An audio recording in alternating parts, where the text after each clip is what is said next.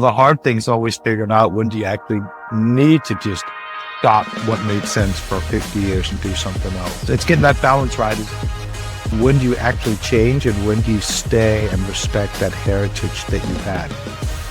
Part of your expertise has been in modernizing and adapting business models. You had some success with one of the oldest publishing houses in Europe.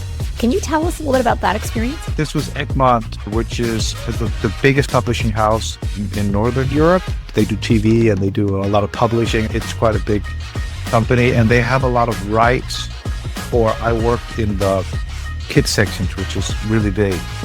And they have a lot of publishing rights for Disney and Mattel and Hasbro and all these big brands that have a lot of IPs, but for publishing. So magazines and books.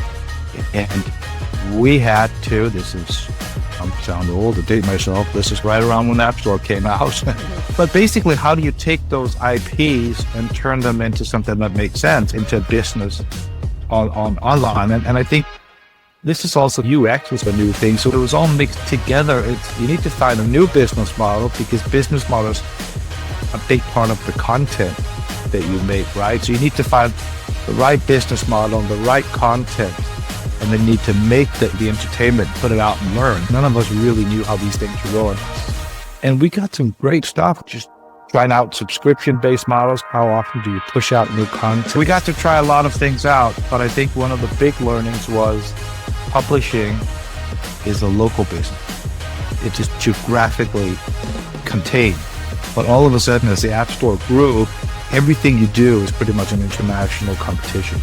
And so all of a sudden, as new players came up, it became super, super competitive in a very different way. Lots of learnings. It was a really fun time. It was great. I had a lot of the Disney stuff, so I was just doing a lot of fun stuff back then.